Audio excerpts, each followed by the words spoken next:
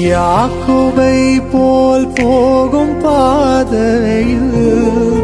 பொழுது பட்டு ராவில் இருள் வந்து மூடிட